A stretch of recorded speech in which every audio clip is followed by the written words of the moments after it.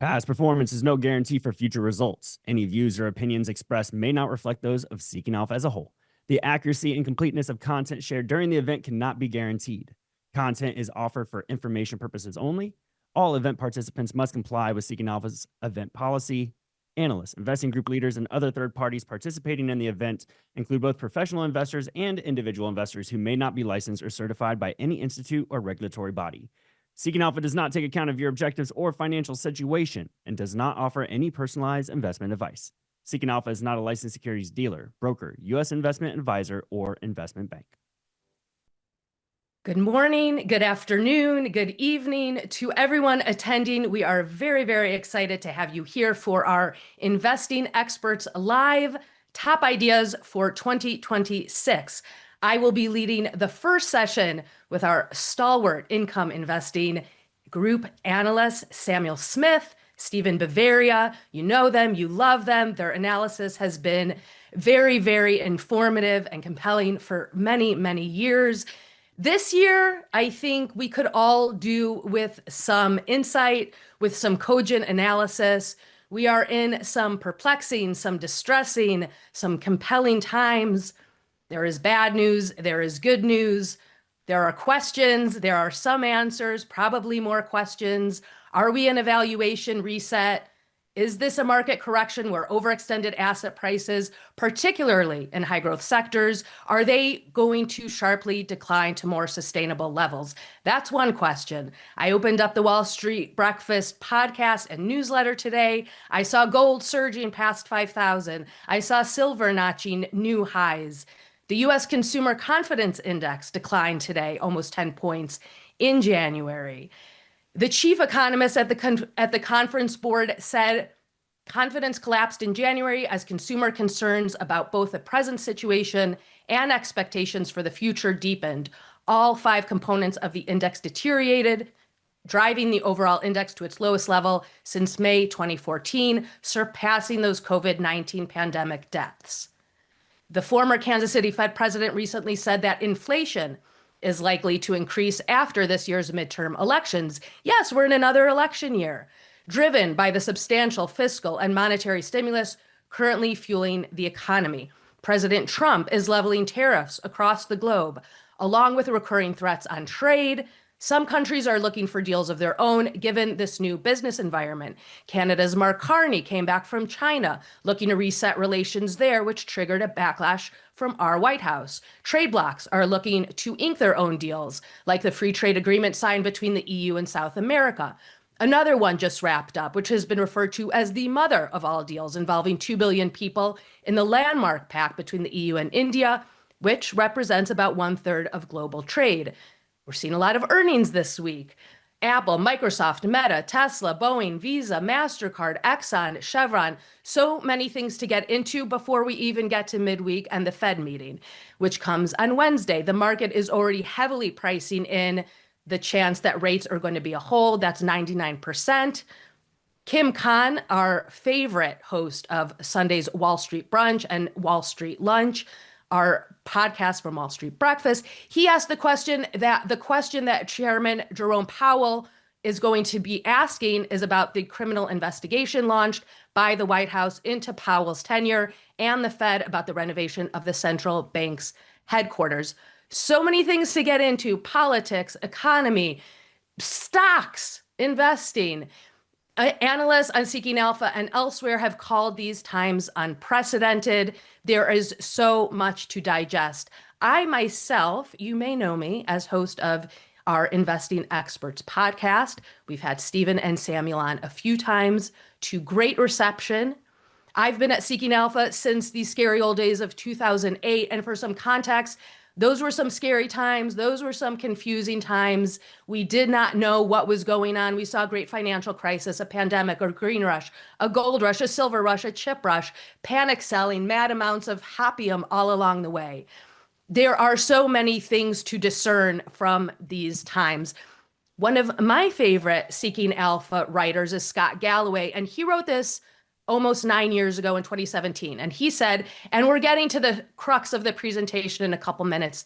Bear with me as we lay out the intro. Jamie Dimon's, this is what Scott Galloway said. Jamie Dimon's definition of a financial crisis is something that happens every 5 to 7 years. An asset bubble is a wave of optimism that lifts prices beyond levels warranted by fundamentals, ending in a crash. I promised myself that I'd be smarter the next time. Next, meaning on the cusp of a pop or a recession. So how do you identify when we've entered the danger zone, and how should you adjust your behavior and or your actions? That is what we are here for today. As I mentioned, the first session coming up right now is with our fantastic income-focused investing group leaders, Samuel Smith and Stephen Bavaria. In our second session, hosted by the fantastic Daniel Snyder, we will have Andre Cardinal and Beth Kindig. And just to kind of segue into what we will be talking about and where we're coming from, I thought that I would quote from one of America's founding fathers, Mr. John Adams, who said, "All the perplexities, confusion, and distress in America arise not from the defects of the Constitution, not from want of honor or virtue, so much as from downright ignorance of the nature of coin, credit, and circulation." In that spirit, I hope that you enjoy these presentations. I've always called, since I've been here, always called Seeking Alpha University. You can afford yourself so much knowledge for very little price, and you really, really get some knowledge and insight. And my favorite thing of all is context. So with that spirit in mind, I would like to introduce Stephen and Samuel. We're going to start with Stephen's presentation of his investing strategy and his number one pick for 2026. You will find very different strategies coming at you right now, even though they're both under the column of income investing. Stephen, I'm so delighted to have you here again. Thank you for making the time.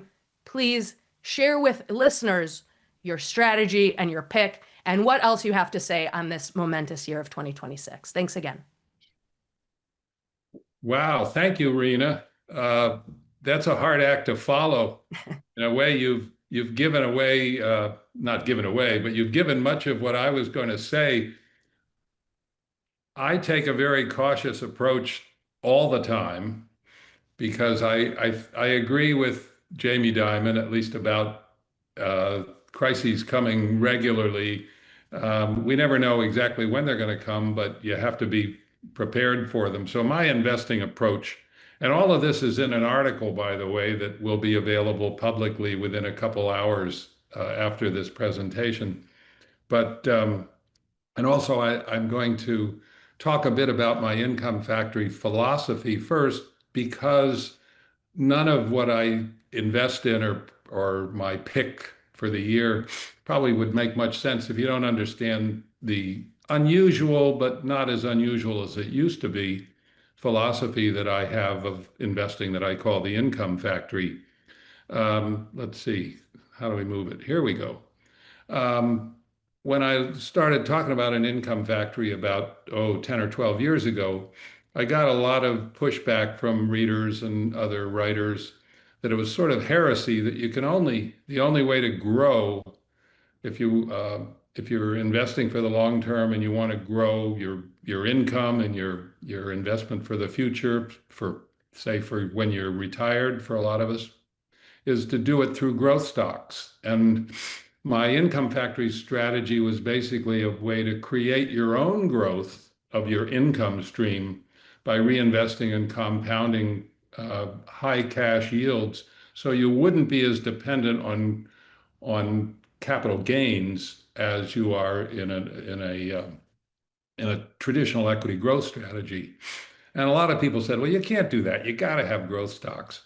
But eventually, basic math, math is math, and that prevailed.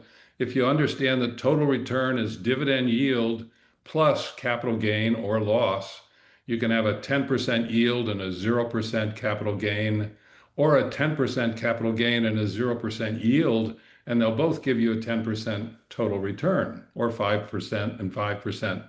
So now, years later, I've got 20,000 followers. Inside the Income Factory is fortunately number 4 now of your 131 investment services on Seeking Alpha. And McGraw-Hill was kind enough to publish my book, The Income Factory, about 5 years ago. So we've come a long way. And what advisors don't tell their clients, because why would they, is that you really can't, I mean, you can seek alpha all you want, but if alpha is defined as being above average, you're not going to achieve it. If the average person won't beat the average, or the average wouldn't be the average. But more than that, most investors who try to beat the average actually do worse than the average for all kinds of reasons. They try to market time, they bail out at bad times. So they're not necessarily in the market when it takes off. You know, when the train pulls out of the station in the investment train, there's no conductor to say all aboard. You know, so if you've been out of the market for various reasons and you're not in it, you know, a mistake like that can hurt your investing for a lifetime, if you know a few of them.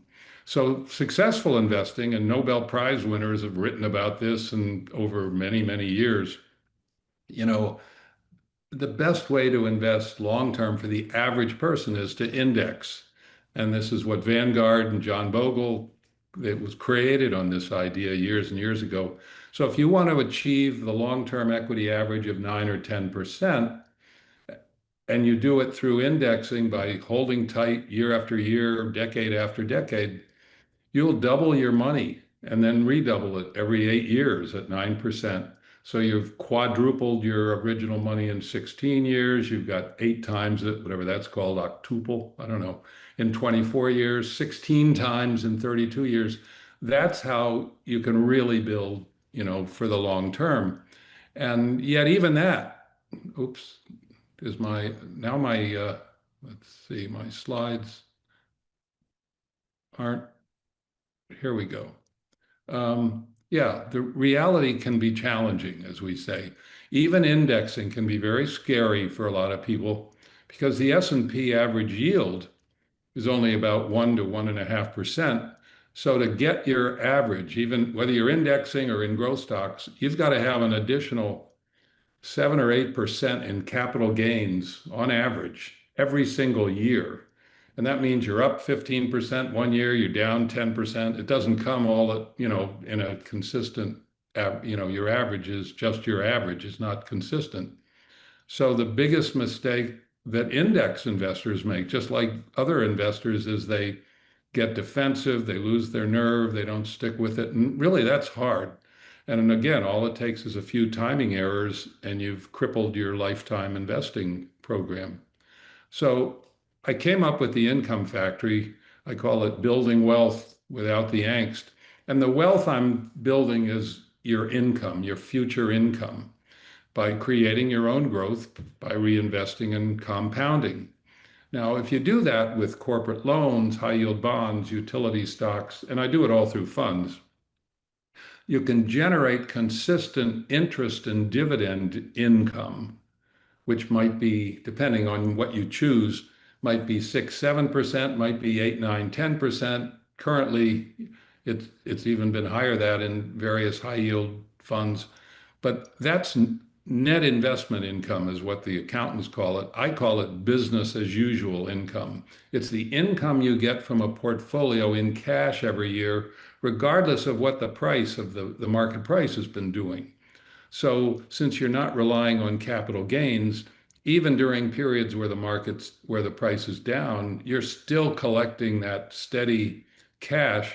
And if you're reinvesting and compounding to create your own growth, you can take that sort of river of cash, as I call it, reinvest it. And when markets are down, you're reinvesting it at bargain prices and getting even higher yields than you perhaps were 6 months earlier.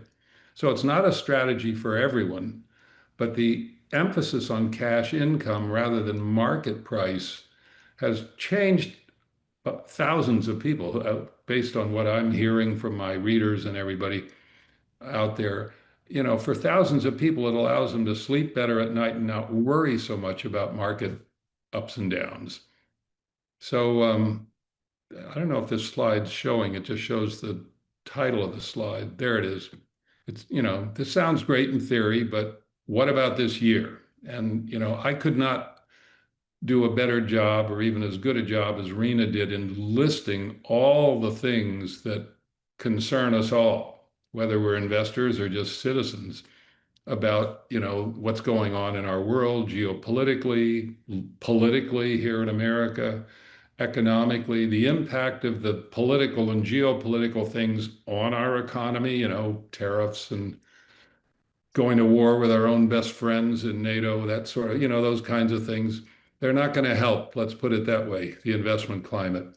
So when I think about, what's our best pick, if I wouldn't pick just one pick, obviously, for the year, but if I had to come up with one, ideal candidate, I'd want something, with a real demonstrated record of performance. This is not going to be an exotic or glamorous pick, certainly from me. Anyone who knows me knows that the income factor is really about kind of finding a way to watch the grass. It's kind of like watching the grass grow, but you got to have the right grass. And, so I want a demonstrated record of performance, something that'll certainly do well if markets do well, but will also muddle through and be stable, give us at least as much stability as we could hope for if things go south. So here we go. For me, my pick of the year is the Cohen and Steers Closed-End Opportunity Fund. It's a closed-end fund. Its symbol is FOF. And what it is a fund of funds. So you've got this closed-end fund that holds over 100 other closed-end funds. So in that sense, it's an instant income factory. But more important, it's actively managed by Cohen and Steers and by a management team, the head of which has been doing it for years and years, a very solid total return record. And this one had a chart on it originally. Wait a minute. Let's see. There it is. Yeah, it's got a total return record going back years. But most important, for the past year, I mean, while it's earned over 10%, both measured by its market price return and its NAV return, net asset value return, which is how most mutual funds are measured. It's earned over 10% for a year for years, but it's also, and we'll see, it's got a very nice total return. But I want to mention over the past year, its market price return has been 13.3%, but its net asset value, the assets, the value of the assets within the fund has actually increased by 20%. And that means the market hasn't given it nearly as much credit as it sort of deserves, given its 20% NAV return. And that means it's a much better buy today in terms of its price than it was. It was at a premium earlier last year, where now it's at a slight discount. And then many of the funds it owns are also at discounts. So you get some discounts on discounts when you buy a fund of fund that owns other closed-end funds, because your fund that you're buying can be at a slight discount, but if it's buying other funds that are at even bigger discounts, you get those discounts as well. Anyway, FOF has a fully covered, it's around 8% normally. It's about 7.7% now, it's cash distribution. It's the same exact distribution it's paid for almost 20 years, which means it doesn't push it. Some funds, they'll take their distributions up, but then they have to bring them back down again if they're not earning it. FOF makes a point of keeping their dividend very attractive, close to 8%, but then they don't push the envelope. They keep some of their return in the fund, so they're actually maintaining and building their net asset value over time.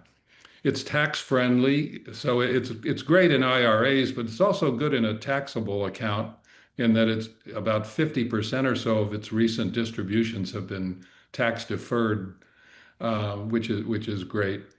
And then, as I said, lots of diversification. I had a chart. Here it is. Let's see it. Yeah, it's diversified. It's got a lot of equity funds, but also fixed income funds, some commodity funds, which it's moved into recently, which tells you it really is actively managed because there's been a lot of interest in silver and gold and other commodities lately, and FOF gives you a foothold in that as well. So that basically is it. Oops, there's supposed to be another. There it is. The bottom line here, just to recap, it's got a great record. And I think it's demonstrated its ability over time that if things go well this year, and a lot of people are saying that despite all the BS going on in the rest of the world and in our politics, that our economy and our stock market may just muddle through and do well, and I hope it does. If that happens, FOF will do fine because it's got a great record over time, and it does well in good markets. But it's also conservative enough that I think it's and a lot of the funds it owns, their distribution rates, even if they have to bring them down a little, it's not going to be drastic. So you're going to see what I'd call the sort of muddling through adversity, even if things go south, that I look for. So that's exactly what I'm looking for, and hopefully won't be a turbulent 2026. But if it is, I think this sort of an investment will make me and will make us ready for it. And I think, Stephen, thank you for sharing that, and thank you for sharing your insights. I'm never disappointed by what you have to say. I don't think our audience is either. That's some cogent analysis for these times, I would say. Thank you for that. We're going to get back to Stephen after we hear first from Mr. Samuel Smith, investing group leader of High Yield Investor. Samuel, I am going to be in charge of your presentation. Just explain it, but talk us through it. Here we are. Talk us through your investment strategy and your pick for this year, please. Yeah, awesome. Great to be with you, Rena, and thanks for that presentation, Stephen. Good to meet you in person, so to speak, or at least virtually in person. I've read your book. Great stuff. So yeah, just to build off what both Rena and Stephen have said, I too am not one of these, I'm just going to pick one stock type of person. At High Yield Investor, we definitely implement portfolio diversification. For example, the past several years, for some of those reasons you mentioned at the introduction, Rena, the growing geopolitical risks and tensions, the growing fracturing of the, you could say, the unipolar world, the decline of the dollar, the de-dollarization trend, et cetera, really in late 2022 in the wake of Russia's invasion of Ukraine, that trend had started. And so we had been diversifying into various income opportunities in precious metals, gold and silver. Those have obviously done very well for us.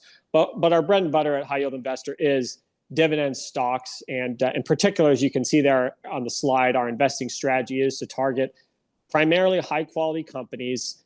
And by that, I mean companies that have strong balance sheets, ideally durable and defensive business models. So we do occasionally dabble in some cyclical opportunities when we see that they are really out of favor and attractive yet somewhat sustainable dividends. But we primarily focus the durable and defensive business models that are still performing well fundamentally, but are facing various headline-driven pessimism. And we drill down into those opportunities, interview the management teams, dig into, deep dive into their earnings calls, their presentations, their financials, to find where and their industry dynamics, to find disconnects where there is negative press, but the underlying business is actually strong, and we feel like the risk reward is very attractive. And then we diversify, and some of them, the pessimism is justified, but many of them, in fact, the vast majority of them end up being big winners for us, and that's what's driven our strong performance over time.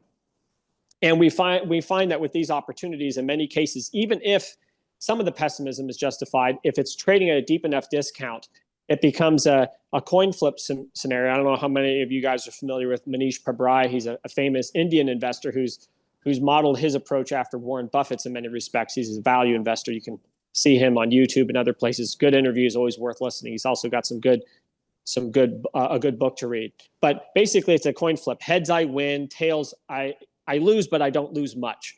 And so that really gives us a attractive asymmetric advantage in our investments. And so today I'm going to be presenting Blue Owl Capital. It's not OBDC, the BDC. It's ticker symbol OWL. It's an alternative asset manager that manages BDCs like OBDC, and they also have another publicly traded one, Blue Owl Technology Fund, OTF.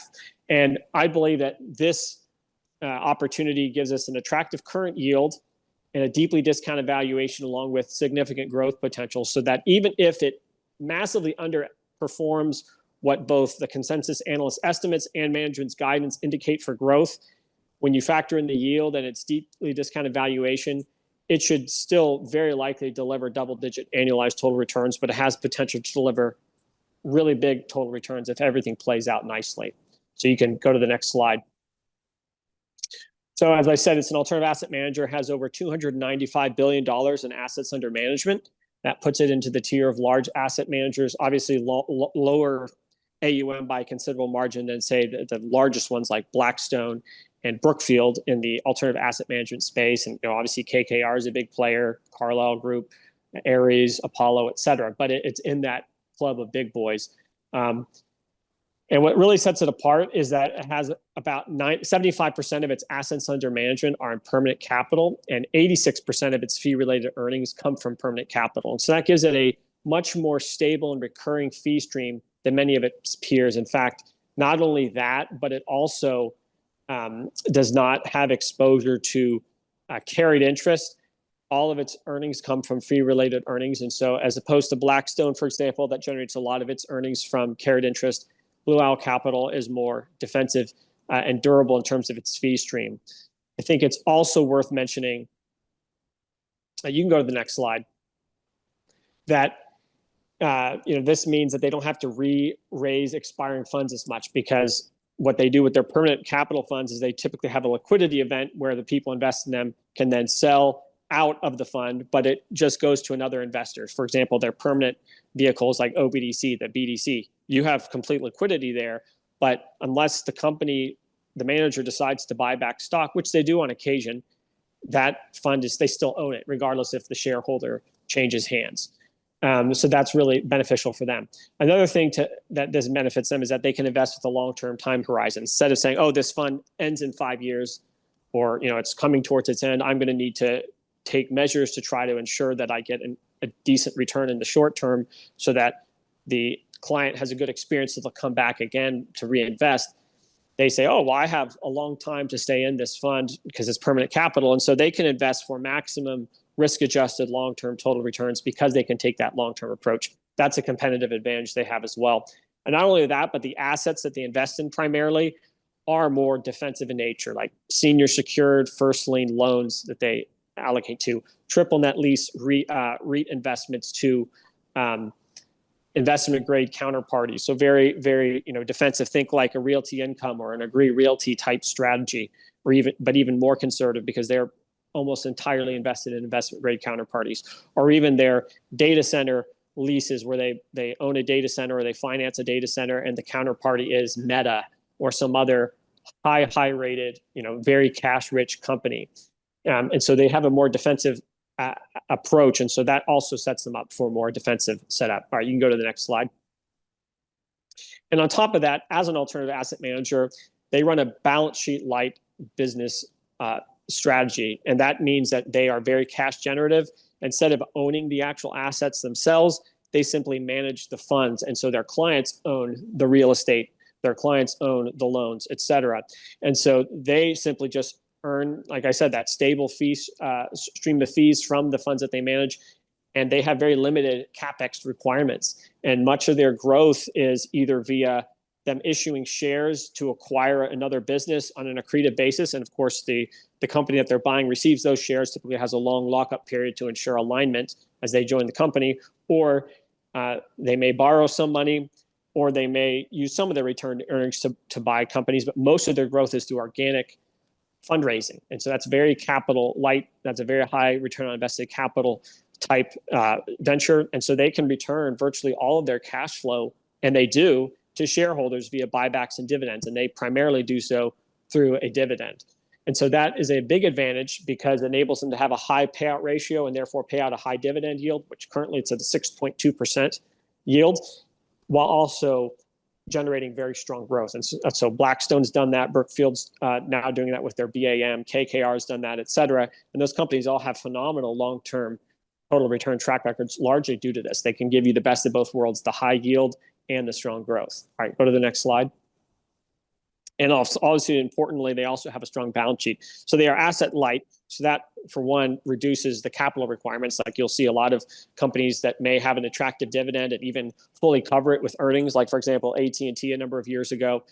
But they had to cut their dividend because they had such heavy CapEx requirements. And they had a lot of debt that they had to take over the years to support that business, that they had to cut the dividend to retain capital to fund their CapEx and to pay down debt. Whereas Owl doesn't have that. On top of that, while they do have some debt, it is very well laddered out into the future. They have basically very minimal debt maturities until the 2030s and even have debt dated out to the 2040s. They've got plenty of liquidity to handle any of that. And so they have an investment grade credit rating. So that's another thing to keep in mind. Next slide.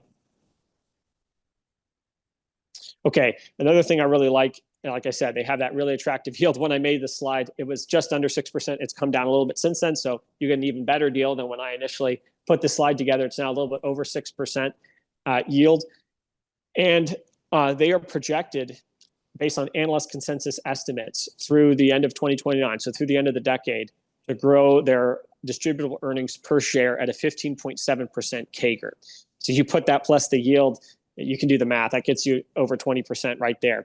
Meanwhile, at management, last year at their Investor Day presentation, and I spoke to the company toward the end of last year, and they reiterated their conviction in this guidance, that they expect to grow at a 20% plus distributable earnings per share CAGR over the next 5 years, and that was a year ago. So for the next 4 years, or really through the end of the decade.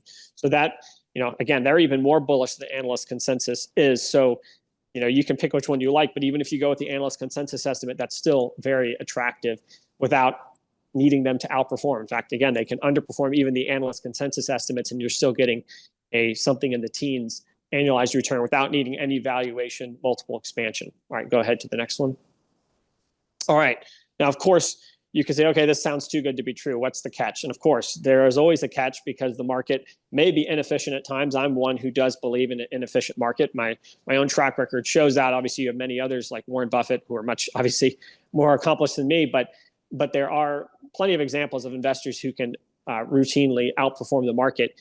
It takes a lot of work, but it is doable. But of course, there's always a pushback. And so if you see an investment like this that sounds so great, you need to pause and take a deep look. In fact, they have an over 12% short interest right now. OWL does, as per Seeking Alpha, as reporting. So, there clearly is a bear case here. And there are really two big prongs to the bear case. The first one is the private credit concern. Blue Owl has over 50% of their AUM. It's about $152.1 billion of their AUM. So it amounts to about 52% invested in private credit direct lending. And so that's a pretty significant concentration in one of their segments. And as those of you who have followed the space, who may follow BDCs, et cetera, there have been a lot of headlines over the past year that have been negative on private credit. You've had a couple high profile defaults or write-downs, although some of them have actually been misattributed to private credit. Two of the biggest ones were actually bank underwritten deals, not direct lending underwritten deals. Another one was just a case of outright fraud being involved, which could happen to anyone. And so, the sector as a whole has actually held up quite well, but we'll get that into a second. But regardless, there are concerns that because so much capital has poured into the space in recent years, as it's gotten very popular with a lot of these alternative asset managers and even some more traditional lenders are getting into this space, that there's now an imbalance where there's too much capital chasing too few opportunities. And so that's led to spread compression, which has hurt some of the returns. There are also concerns that underwriting standards are slipping, although there's no hard evidence of that, there's concern about that. Additionally, concerns about the economy, as Rena shared at the beginning with declining consumer confidence, has led to some concerns that we're going to see a downturn in NAV, for example, on these funds and weakening returns. And of course, if all that played out, it would be materially negative for OWL because, again, they're concentrated in it. And even though they don't own the loans, they still earn fees from them. And the biggest part is if sentiment on the space truly was impaired, that could hurt their fundraising, which has been very strong in that space and therefore reduce their growth. You can go to the next slide.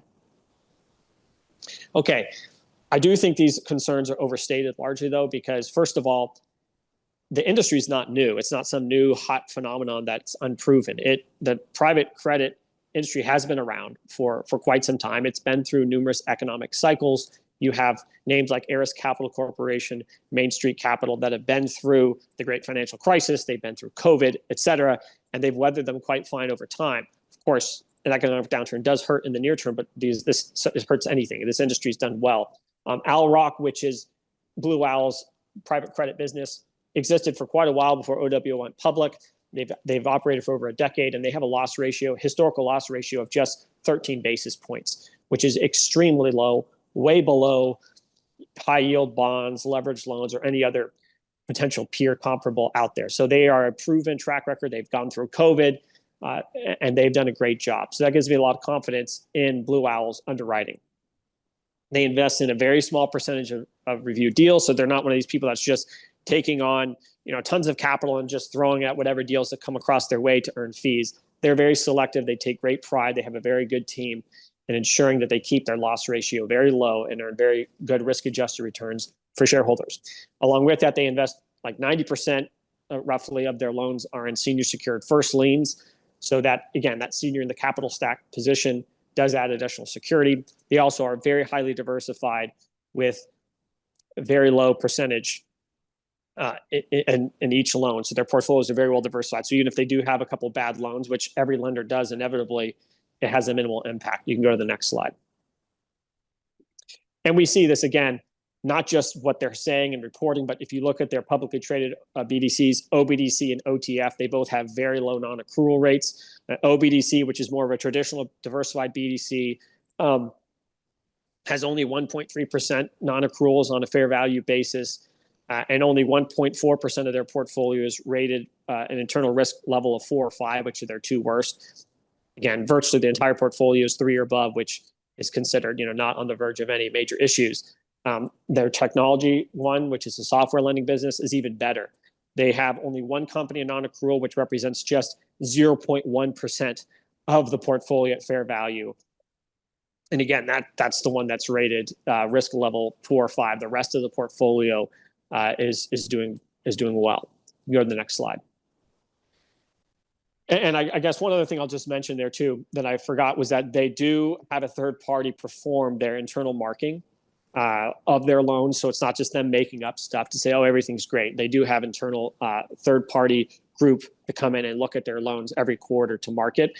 So that helps, along with the fact, again, they have this long track record. If they were fudging the numbers, it would bear itself out with spike in non-accruals and ultimate losses, but they're very low loss rate as evidence against that. Okay, the second part of the bear case is pertaining to their real asset business, where they invest in data centers. And what they do is they either provide financing or they actually outright own the data center, and then they lease it out to a counterparty like Facebook, or I guess you'd say Meta, or someone like that. And so the big complaint here is that, okay, we have a big CapEx boom in AI, and that this is going to end up bursting here in the next few years because these companies like Oracle, Meta, et cetera, all taking on tons of debt, and they're going to get poor returns on investment, and they're going to decide this isn't worth it, and they're going to pull the plug. And someone like Blue Owl is going to be left holding the bag. Now, there was even some popular analyst at JP Morgan even went on a podcast recently and basically criticized Blue Owl and indicated they're going to be left holding the bag when the plug gets pulled. But he actually came back later and issued a mea culpa and admitted he misunderstood things when he was talking about it. And so really the issue here is that Blue Owl has a lot of protections. First of all, the debt that's going into these data centers, for example, the Meta deal, that was the one that got a lot of the publicity. PIMCO was actually the one that was providing the debt for that, not Blue Owl. And so that's completely off their balance sheet, off their funds balance sheets.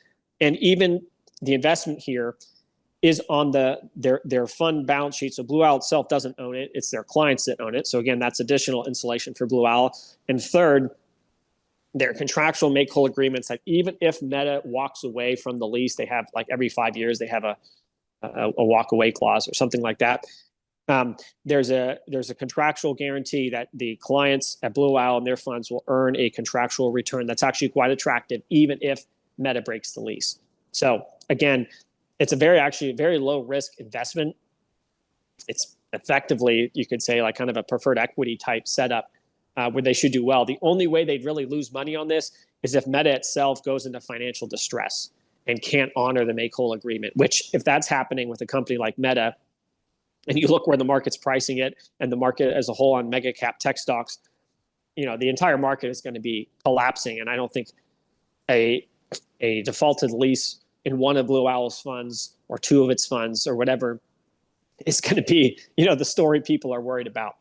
I would also just note that today, the digital infrastructure business for Blue Owl is only 5.2% of their total firm's AUM. Now, it's expected to grow a lot in the coming years because they do view that as a very attractive business for them that's in demand and meets a need. But in terms of the risk to them from today, it's a very low percentage of their business. So even if that business goes bad, it's not a big deal, not like private credit, which is, of course, a much bigger percentage. All right, you can go to the next slide.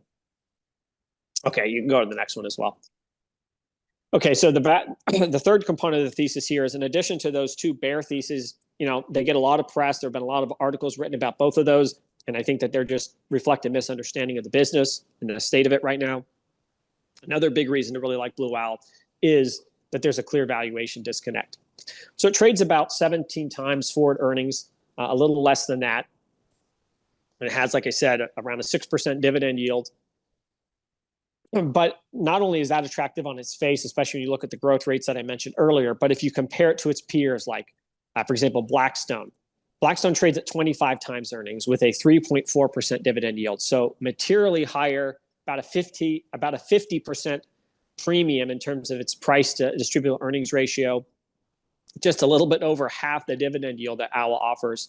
Yet it's only expected to grow at a 17-ish percentage CAGR through the end of the decade, which is about what analysts are expecting Owl to do. And Owl's own management expects an even higher growth rate. Brookfield Asset Management trades at 29 times earnings with about a 3.8% dividend yield. And it's only expected to grow at a 16% CAGR. So again, clear disconnect, similar growth rates projected, but way richer valuation, lower yield. Eris Management, which has a substantial presence in private, and all these businesses, by the way, have significant private credit and or AI infrastructure exposure. Eris Management trades at 26.5 times earnings, yields only 3.2%. Again, expected that mid to high teens annualized growth rate.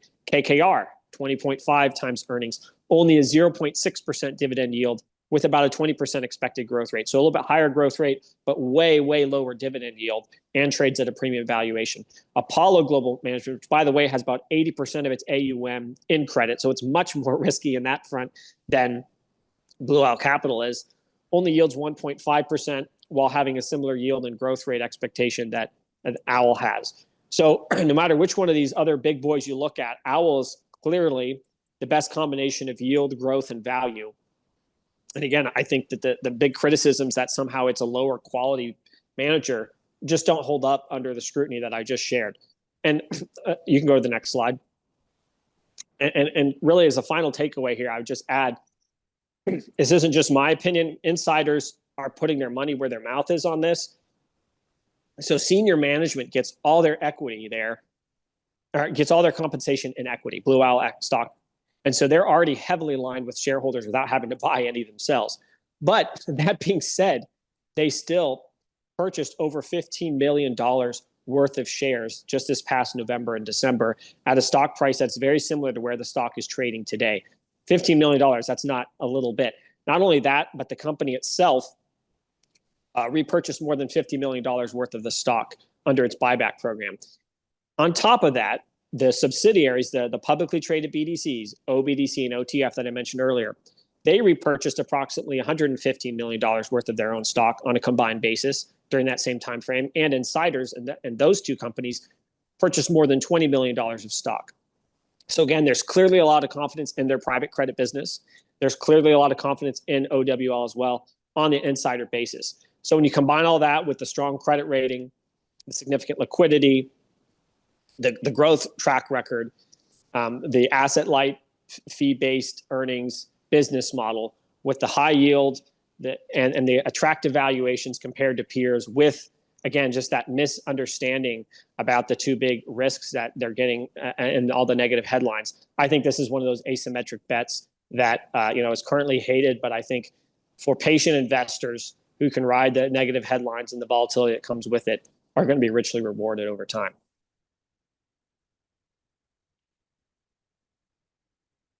You're muted, Rena.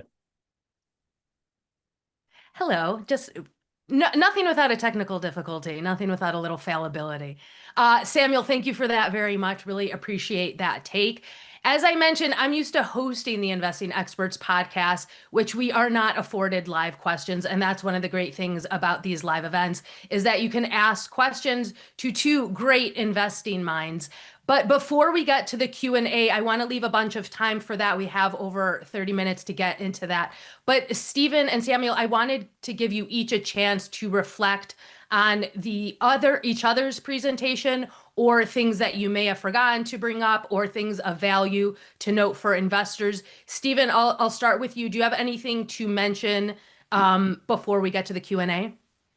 Yes. Samuel's presentation was terrific. He's a real analyst. You know, I'm a portfolio manager and a generalist, but he really delved into it. I was checking out Blue Owl, and one of my favorite funds is PBDC. It's an ETF. It's the Putnam BDC, and it's an actively managed BDC fund. And I was looking at it while he was talking and noticed that two out of its three top holdings, I think, were Blue Owl entities. One was the Blue Owl BDC, and then the other one was another Blue Owl. You probably know more about it, Samuel. But anyway, Blue Owl was right at the top of their list, which I thought sort of helped your case, not that you needed it. Samuel, thoughts, reactions? Yeah, sorry, I was muted there. I hadn't noticed that, but I see it now. Yeah, they have the Blue Owl Technology Fund, which is their second largest holding, and then tied for third is the OBDC, the Blue Owl Capital Corp. And yeah, it's nice to see that confirmation. I mean, I agree with them. I actually, full disclosure, I just bought some more shares of OTF this morning. We hold that as well as OWL at High Yield Investor, and I'm very bullish on their technology, their software lending business as well. But yeah, no, that's great to hear. And as far as your presentation, I can definitely see the appeal of that approach for an investor who, again, doesn't want to have to deal with, digging into individual stocks and wants to just have a portfolio that pays the cash. And I completely agree with your emphasis on the income component, especially for someone, in retirement who's not trying to set records. They're not necessarily trying to beat the market. They're more concerned about sequence of returns risk rather than, absolute, total returns. I think of an analogy that Howard Marks, you're probably familiar with him. He's a famous credit investor. Speaking of direct lending, and some of the funds you invest in are probably credit funds based on the book that I read that you've written. He said, there's a story about a man who was 6 feet tall who drowned while trying to cross a river that was only 4 feet deep on average. And that's because there may be a period that's, if he doesn't know how to swim, and say there's like a 20, 30 foot span in that river that's, 14, 20 feet deep, he's going to drown. And that same goes for a portfolio that, maybe the long-term return from the market is 10%. But if you go through if you go through a market crash followed by a lost decade, which we certainly could encounter, and he's also recently pointed out that where the S&P 500 is currently priced, historically, it's always delivered around 0% average annualized returns in the decade following, whenever it's reached this level. And if we see what's going on in the world, as Rena was mentioning at the beginning, that wouldn't shock. I'm not making that prediction, but it wouldn't shock me at all if that happened. And so if you're an income investor instead, especially if you're invested in credit, contractual returns from debt investments, and you're diversified and you have some quality managers, which, I believe Blue Owl is one of them, even if you have a few credit losses, you're still going to probably get a high single digits annualized return that's consistently being paid to you via these contractual payments, and you'll survive your retirement. And so again, as Warren Buffett once said, it's insanity to risk what you need and have, namely your principal and that steady stream of income in retirement, in order to get something, to risk that in order to get something that you don't have and you don't need. If you're a retiree and you have a good nest egg, you don't need a 20% annualized return. You may not even hopefully you don't need a 15% annualized return to meet your needs in retirement. And so it's better to hedge your bets and sign up for a more secure 7 to 10% return that you get consistently than go for the volatile ride and put yourself at risk for coming up short. So anyway, I really appreciate that component of your strategy. And I try to implement something similar in my retirement portfolio at High Yield Investor, albeit with some different vehicles than you use. But I think you can get a similar outcome. I would say patience and common sense still at a premium during these times, maybe more than ever, but still really, really important to hold on to those two things. Stephen, any further thoughts before we get to Q&A? Well, yes. Again, I think Samuel and I are really on a lot of the same page, even though we have somewhat different strategies that may reflect various differences in where we are in our lives and our personal investing careers. I think back, if you go back in before 1980 or so, most people had jobs where they had pensions as opposed now we have to create our own pension, so to speak, through our 401ks and our IRAs. But in the old days, if you will, when people had defined benefit pensions, they looked forward to retiring on a pension and they didn't even think about how many assets the pension company had to have in order to pay me X amount per month. And so when that changed, it got us as retail investors thinking a lot more about our how to do the investing ourselves. But it's that income to me, it's the income that provides the source of economic value. In other words, in fact, the famous economists have written that it's the market price of something is the discounted current value of all of its future cash flows. And if you think about the value coming from the income you're going to get, it makes it easier to sort of forget about short-term market movements and focus on that income.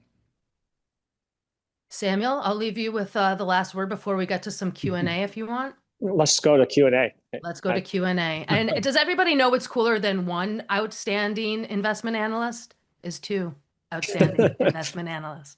So super happy to have you both here and thanks for diving so deep. Okay, number one question. Will your picks withstand geopolitical stress from trade wars? Dun, dun, dun, dun. I think we kind of answered that, but let's get into it. Yeah, I mean, I guess I'll just say with OWL, again, this pick is, as I mentioned at the beginning, everything needs to be taken in context. I'm not saying just buy this stock. Especially with a controversial battleground pick like OWL, this is probably more on the risky end of the spectrum in terms of, especially if you're a retiree focused on income. I think OWL is not necessarily a high risk pick. Like you said, it has a strong balance sheet. I think it has a good, durable business model. And I think the risks are overemphasized. But it is going to suffer if we experience a big downturn in the economy. And so, obviously trade risks, the big risk there is that, trade just clams up between US and its main trading partners. And that would undoubtedly indirectly hurt OWL. I don't think it will directly hurt it, but indirectly it will. And that's why you diversify into other positions. But I think for an offensive part of your portfolio where you're trying to hit a bigger home run, I think OWL is a great pick. Mr. Bavaria? I agree about OWL, and I also think FOF, while it's not as glamorous an investment in terms of its upside potential, also has, because of the way it's run and the way that the fund managers have not paid out as much distribution and made their yield as high as they might have, they've kind of kept some in reserve to the extent closed-end funds are allowed to do that by not taking capital gains, by letting their winners run, that sort of thing. I think is in a pretty good shape to withstand some downturn. Now, if it goes on for years, maybe not, but certainly I think they can keep their distribution up through their managed distribution through 6-12 months or so of turbulence. Yeah, and let me clarify with OWL, I think the dividend will be sustainable in all but like a major economic, collapse where like private credit gets really hit hard. But as long as, it's not like a huge economic downturn, just a mild recession or something like that, I think OWL's dividend will be fine and likely will even keep growing. I'm just saying the stock price will probably get hit pretty hard if market sentiment turns south. Okay, next question. What about the taxes on dividend income? Taxes on capital gains are deferred until gains are realized. Thoughts? Yeah, OWL, their dividends are generally classified as qualified dividends because it's a a C corporation. So I think some of their dividends may be considered return of capital in certain scenarios, but I think most of the time OWL's dividends are qualified. Stephen? Yeah, and same with fund of funds. Their dividends, at least in recent years, you never know exactly till the fund sends out in January or February sometime their exact characterization of their last year's distributions. But in recent years, FOF has had 50% or so of its distributions were classified as return of capital, which is deferred, which means it's deferred until you basically sell the asset. It reduces your basis. And ROC, and I've written articles about this, scares a lot of people, but actually ROC is just an accounting term, and as long as it's not destructive would mean if they're paying out a dividend that's greater than their total return, which means they're eroding their capital or their NAV, which in FOF's case they're not, because their total return has been consistently higher than their distribution for the last 10 years. So any return of capital is what they call constructive, and therefore helps you if it's in a taxable account. Appreciate that. I'm going to alternate. We have some specific questions for Stephen and some specific for Samuel. Stephen, I'm going to start with you. Do investment grade corporate or treasury bonds play a role in your strategy, or is the yield too low? Basically, the yield is too low. You're getting paid for taking interest rate risk when you buy treasury bills or bonds, or even highly rated, investment grade debt. You're mostly being paid to take interest rate risk. I like to take credit risk and get paid for it, which means buying high yield bonds, senior corporate loans, and of course BDCs, which are primarily mini banks that do senior secured lending. In all of those, a lot of people are scared to death of what they call high yield, or quote, God forbid, junk. But actually, if non-investment grade companies are the majority of all companies in the United States and the world. And you ask people, do you buy, high yield bonds? And they go, oh gosh, I'd never buy high yield bonds.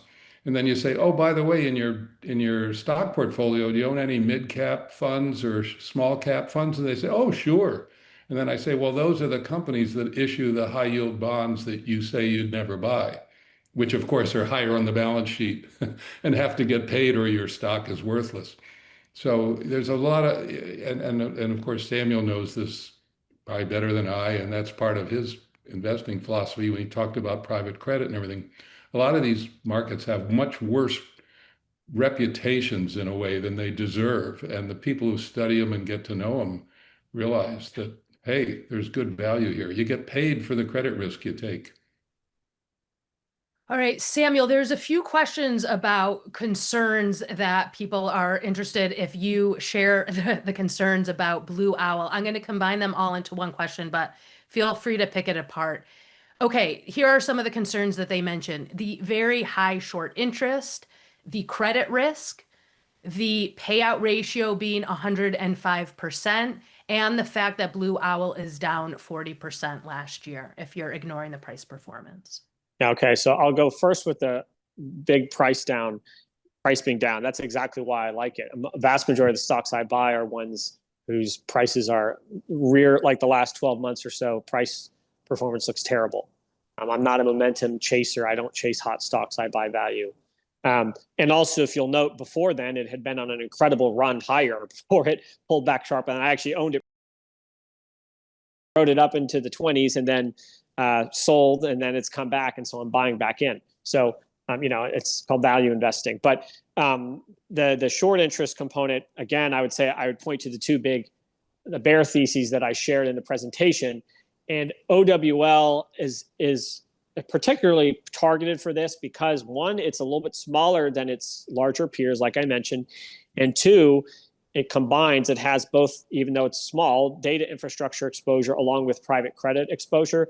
And so people who are bearish on those themes view it as a good vehicle, as a proxy to short, as a way of signaling their bearishness on those themes. And so that's why it's particularly high short high amount of short. So again, if you're bearish on private credit, and you think that it's going to go poof and it's the next big bubble, then yeah, don't buy Blue Owl Capital. And that's why people are shorting it. And the same, the digital infrastructure, I don't think is as big of a risk as some people make it out to be because of what I shared. The contract structure is very misunderstood. And it's a relatively small part of the business at this point. But yes, the private credit risk is, if you're just bearish on private credit, then yeah, don't buy Blue Owl. Though that wouldn't be my first choice to short either, because it's already priced so cheaply and their funds are doing quite well. Let's see, the other one was payout ratio and then the credit risk. So the payout ratio, yeah, they are slightly above. Their dividend yield is slightly above where their current earnings are. But there are two things you need to keep in mind there. One, they have a very large number of assets under management that are not yet earning fees. So they've raised those funds. They haven't deployed them yet. And this speaks to the next question, the credit risk. A big part of that is because they're very selective. As I mentioned, they only invest in a very small percentage of the opportunities that come to them. So they're very deliberate. They know that they think long-term because this is permanent capital. They're not chasing a quick return tomorrow. They're saying, look, we're going to wait for the right opportunities and then we'll deploy the capital. And so if they deployed all that capital today, they would easily cover their dividend. And they're also constantly growing through raising new funds. Their fundraising is very prolific, hence why analysts have a high growth rate target on them. And management obviously expects that as well. So on a forward-looking basis, their dividend is fully covered, even if you don't count additional fundraising, just from the funds they currently have. And so that is not an issue of concern. As you can see, they've grown the dividend very aggressively, including last year, knowing that it would push their payout ratio temporarily over 100%. So, maybe you disagree with that approach, but it's not a symptom of their business stagnating and dying. It's just a simple symptom of them, because they have a asset-light balance sheet. They're returning all the capital, all the cash they're getting to shareholders. And so there's some, slight divergence in the earnings timing versus the dividend going out, but it's going to track over time. So that's one thing. And I'd also note that management has said they do expect distributable earnings per share to grow faster than the dividend, not by a large amount, but by a decent bit over the next several years. And that payout ratio will come down to probably about 85 to 90%. So that's something to keep in mind as well. The last question with the private credit risk, I'll just touch on this briefly. I talked about that in my presentation. They have very low non-accruals, very small watch lists, very strong track record of over a decade of a loss rate in of 13 basis points, which is, just a little bit over 0.1% of their investments is the loss rate they have. So stellar numbers there. Again, the senior secured emphasis. And just one other thing I'd say is, it's not just them either. I mean, private credit at large, especially if you look at the good, reputable managers like Blue Owl, you got Aris Capital Corporation, Hercules, Main Street Capital, Sixth Street Specialty Lending, Golub Capital, Blackstone, all the big names, they have very low non-accrual rates right now. Pretty small watch lists. Private credit as a whole is outperforming high yield bonds and leveraged loans in terms of default rates. So other than spreads compressing a bit because of that influx of capital, which, okay, that's duly noted, there are really no symptoms of major risk to private credit at this point. So again, you can take your opinion on it, but you're ultimately speculating and conjecturing. There's no hard data to support a bearish thesis on the health of the current credit market in the good lenders like Blue Owl and some of the others I mentioned. So you're saying there is a difference between hard data and opinion? That's breaking news. I'm going to Uno reverse card this for a second. And Samuel, we're going to stick with you. Somebody's asking the difference between OWL and OBDC. Yeah, like I mentioned at the beginning, OBDC is a business development company. They raise equity from shareholders, they mix it with debt, and they invest in loans. Kind of like a REIT, raises capital from shareholders, mixes it with debt, and invests in physical real estate. OWL is the asset manager. So they are the alternative asset manager. They manage a bunch of funds, including OBDC and OTF, which are publicly traded BDCs. They have some private BDCs. They also have, the other businesses, the triple net lease, the data centers. They have another thing where they invest in other private equity, private alternative asset managers, et cetera. And so they manage the company. So they don't actually own the loans that OBDC invests in. They simply manage that fund. They manage the loan portfolio, et cetera. And they earn fees from OBDC. OBDC pays them a fee to manage them. Appreciate that. Stephen, I'm going to ask you a few questions in a row. I think we have time for that. And then I'm going to get back to both of you, a question for you both, if that sounds good. Stephen, first question. I see that FOF owns a lot. This is not for me. I see that FOF owns a lot of gold and silver, which could lead to some volatility and a pullback on those commodities.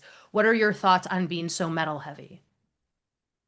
Well, when you say metal heavy, I think that owns maybe, I don't know, if 15, 20% or so of FOF. In other words, yes, it owns more than I'm sure it did a couple of years ago. If you had looked at FOF a few years ago, it might have been all closed-end funds. Now it's branched out and it is owning, it's hedging its bet essentially by getting into metals and commodities because so many supposedly, hopefully smart and successful so far people have gotten into those. So I credit FOF's management for being, smart enough to, diversify into some of these new fields that it wouldn't have been in a few years ago. So I don't know whether it's a smart idea or not, but I'm glad it's so well diversified, and I respect and depend on the quality of management of FOF to make better decisions than I would if I were in their jobs, probably. Fair. Next question for you. How much of the historical distributions of FOF are return of capital? Well, return of capital is not a bad thing, although some people don't know. I have an article about return of capital on Seeking Alpha. They're welcome to go and read. But a good bit of it, which is good. That makes it a more attractive investment. The only thing that would make ROC negative is if you saw that they were paying a higher distribution than their total return. If their total return were 8% and they were paying out 10%, then that would tell you that 2% of their payout was erosion of their capital, and that would be negative return of capital, destructive. But it's the opposite. They pay out around 8%, but they've been earning 10%, so their payout is fully covered. So whatever portion of it is return of capital is constructive, positive return of capital that helps you from a tax point of view, but doesn't erode your capital at all. Thank you for that. Two more questions for you, Stephen, and then two more for the both of you. Stephen, can you use this approach in an IRA to fund RMDs?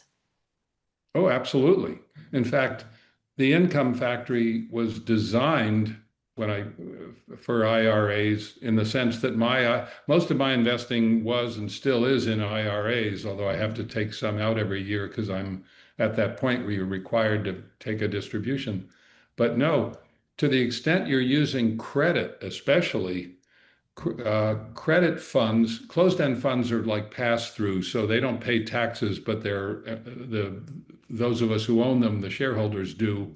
And when your distribution is sourced from interest, then it gets taxed as though it's interest, and interest does not get qualified tax rates. Interest is taxed at regular rates. So in an IRA, you don't care about that.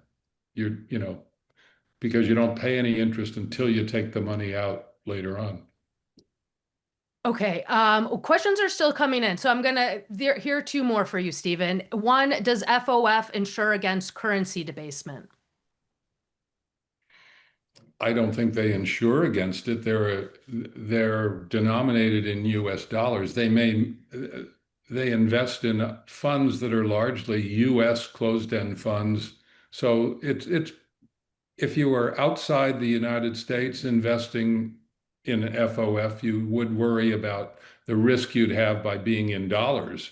I mean, I do have some subscribers outside the United States who worry about the fact that they're investing in dollars. And so they're taking a currency risk between whatever their local currency is and dollars. But FOF doesn't worry about our currency debasing because we're investing in dollars in a fund that's in dollars.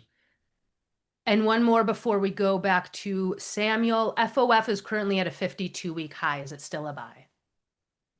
It's at a slight discount. When I say a buy, I don't know if it's at a buy compared to what it'll be 3 months from now or was three. In other words, I'm investing for the long term, and I'm looking at it as a source of quality distribution. So yeah, I don't know if it's a buy compared to what it might be in 3 weeks or 4 weeks, to be honest with you.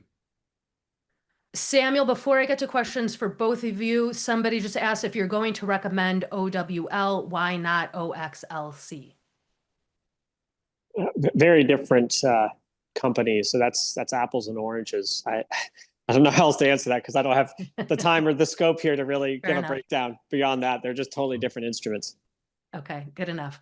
Okay, question for the both of you. Do you factor short interest and quant ratings into your picks? Quant ratings, no, because their approach is largely driven by momentum factors, as well as often gap-related earnings metrics that just simply don't apply to OWL. And a value investor. I mean, again, if I was a momentum investor, I would obsess over quant ratings. It's a pretty good momentum tool, but I'm just not a momentum investor. I take a more long-term approach.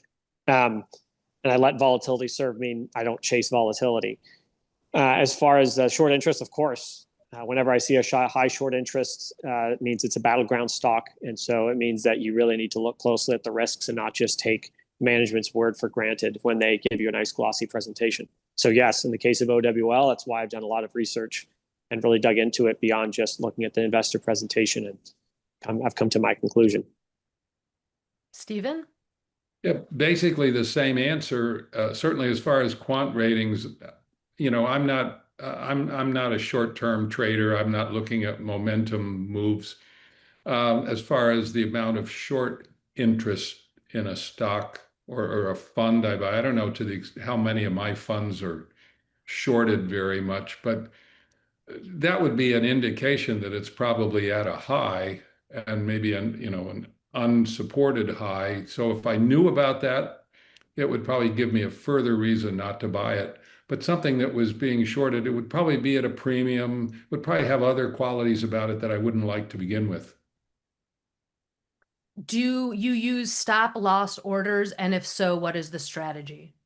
No strategy. I don't use them. Yeah, I don't use them either because, again, as a value investor, if I like a stock at $10, why would I want it? Why would I like it less at $9? It makes no sense to me.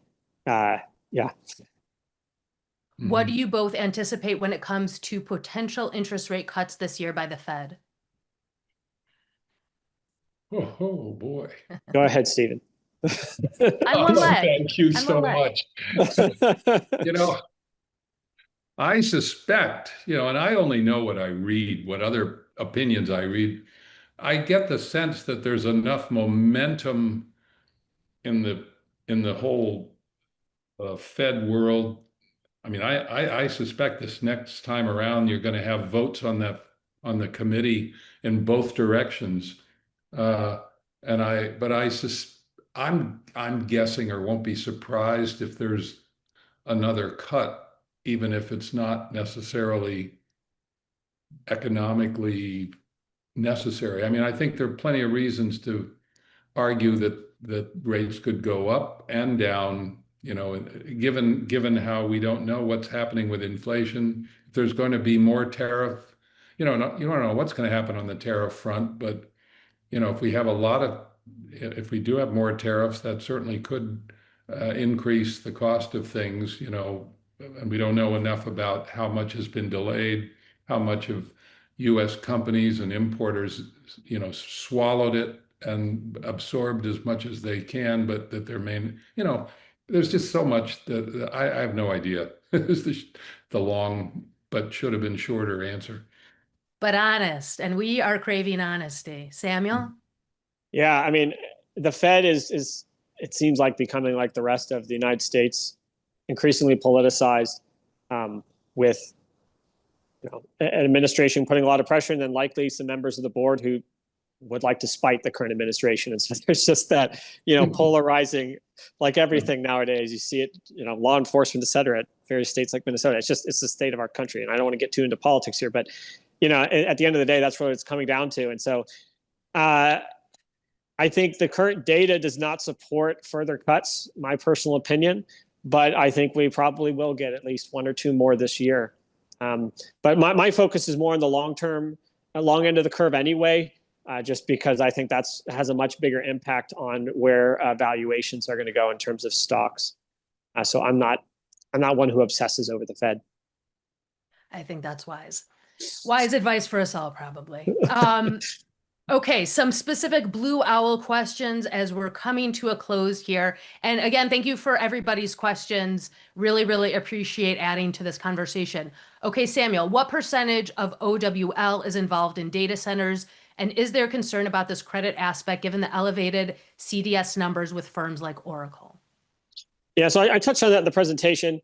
Only 5%, about 5% of their current assets under management is invested in the digital infrastructure sector. Now that's going to grow probably rapidly, but of course, if it grows, that's a good thing for OWL because they're getting more fees out of it. So, but right now it's a very small percentage of the business. And as I mentioned on the call or on the presentation, that they have make-whole agreements with their counterparties. In fact, they recently didn't end up doing a deal with Oracle for a data center because they didn't like the terms. Basically, they were insisting on certain terms that Oracle didn't like, so they ended up going with Blackstone, I think, which again, I think speaks highly of Owl's underwriting discipline, that they are sticking up for their clients and ensuring they get the best terms possible, or else they won't do a deal. They're not desperate to do deals.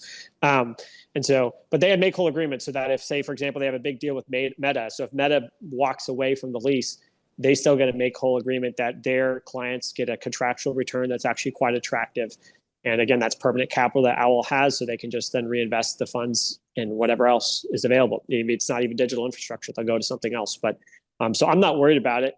Of course, if the AI capex boom goes, explodes and doesn't happen, it stops. That's going to hurt their growth. But again, it's only 5% of their AUM today, so it's not like private credit, which I think is a much more important segment to pay attention to. All right, two last questions for you, Samuel. One, the fact that this is for, did we talk about this? Actually, I'm getting myself confused. Did we talk about FOF being at a 52-week high? We already did talk about that. Okay, sorry about that. Samuel, we are going to ask about OWS, and somebody is asking, sorry, one second. Please define permanent capital, OWL. Yeah, so permanent capital is a bit of a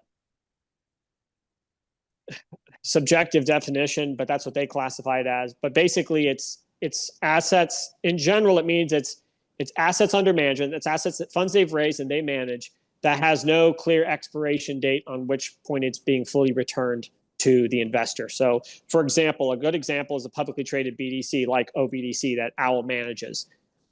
Those are shares that trade in perpetuity on the public market. Sure, an investor has liquidity. They can sell their shares, but they have to sell them to someone else. OBDC and Owl, by extension, is under no obligation to redeem those shares at any time. They can just perpetually trade on the public market. OWL can continue to earn fees from that fund until they decide either the BDC goes bankrupt, or in other words, all the capital goes to zero, or they choose to buy back the stock. So it's obviously a much more durable fee stream for them. Much appreciated. I want to take this time to thank our audience. Thank you for the great questions. Thank you for listening. Thank you for paying attention. Thank you for contributing so well and so deeply to this conversation. Stephen and Samuel, it is always a personal joy of mine to be here with you. I really appreciate your insight, really appreciate your kindness and generosity. Thanks for sharing so much. We have about 5 minutes left, and everybody knows what's better than 2 outstanding analysts is 4. So before we get to Daniel and that fantastic presentation from Beth and Andre, would you each like to do a minute or two in summation and kind of guiding investors where to go from here, given your top picks that you've already shared with us? Happy for you to each have the last word in this conversation slash presentation. Stephen? Well, thank you. First, I'd just like to thank not only Seeking Alpha. You've given me a platform, to write on now for almost 20 years. And I've learned as much from my fellow writers. And I learned a lot from Samuel today, too, by the way. Thank you. But I've learned so much over the years, and it's been a pleasure to be able to share it. And for those that understand and share the philosophy of not only the Income Factory, but Samuel's as well, this idea that we're not just trading. This isn't just a game where we're betting on things. We're making investments in real companies and real assets, and hope, and with the idea that it'll grow over time. And so I think I just say try to find investments that will last and have durability and will muddle through whatever lies ahead, because we have no idea what does. And then don't lose your nerve. If you've got found good stuff, stick with it. The biggest mistakes I've ever made as an investor have been where I have not stuck with stuff that was a good idea and I should have stuck with it. So there you go. Thank you all, and thank you, Samuel. Good luck. Thanks. Likewise, Stephen. And I appreciate your presentation as well. And your emphasis on keeping your eye on what's most important instead of getting distracted by all the noise and all the shiny flying objects that come by you all the time in the markets these days, all the latest gimmicks and fads, meme stocks, etc. I would just say with OWL, again, the biggest thing to look at least that I'm going to be looking at, is how all this negative headlines that have been thrown at them impacts their fundraising, especially in their private credit business, because again, that's 52% of their AUM. It's a big part of the story there. So obviously also keeping an eye on their credit numbers. I have pretty good confidence in those, barring, again, a major economic downturn, in which case, there are bigger problems than OWL to worry about in terms of the market. But the fundraising, if the fundraising really takes a hit, then that could really meaningfully reshape the growth story there. But I would say that OWL, their clients are overwhelmingly institutional investors, sophisticated, high net worth individuals who they're seeing the returns they're getting in those funds. That's what matters to them far more than what some headline says on Bloomberg or CNBC or whatever. And so they care much more about the cash they're getting from their funds through the distributions, kind of like Stephen does with his income factory. They get that around 10% yield paid out monthly or quarterly, depending on the fund. And they care if that's coming in. I think they're going to be fine. They're going to keep investing. And all indications are that they're continuing to raise funds at a pretty good clip. So I have confidence in that. But that would be something to watch. I'm going to be looking at that in the upcoming Q1 thing. And then also, we do a lot of interviews with companies we invest in, including OWL. We do deep dives on some of the risk. If you want to get a deeper dive into the risk analysis, especially on the digital infrastructure, I have some updates at High Yield Investor. You can come on over and check those out. We've done some interviews with the company as well. You can check those out with us. And so, obviously, if you're really concerned about the risks, perhaps that would help you gain further insight as well with OWL. And then in terms of just general investing, kind of like Stephen said, I think diversification is the name of the game. I think diversification is more important now than ever, because the major macro trends, you got the AI boom, but that's, I think, fully or almost fully, or maybe even overly priced into the markets.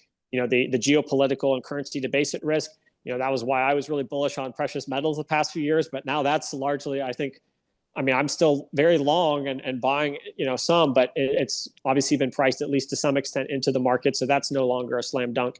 Real estate is not cheap, although some REITs are. So anyway, all that to say, diversification is very important in these troubling times, and make sure that at least some of your portfolio is invested in real assets, because with the deficits where they are, who knows where the Fed's going to go, with the de-dollarization trend going and potentially accelerating with frictions with other countries, with the US, people are selling the dollar. Real assets are going to be more important than ever, especially if you want to make sure your nest egg can last through retirement. Because if we experience a re-kick in inflation, that's going to really hurt people who are just left in all cash assets. Not saying you need to be in all real assets, bonds and some fixed income and credit and stuff like that's also good to have for that stable cash flow and higher yield, but make sure you're diversified. Thank you, Samuel. Thank you, Stephen. Stephen's investing group is called Inside the Income Factory. Samuel's is called High Yield Investor. Really appreciate you both. Everybody, you are in fantastic hands with our very own Daniel Snyder for our next presentation. Thank you for making the time today. Thank you, Rena. Thank you so much.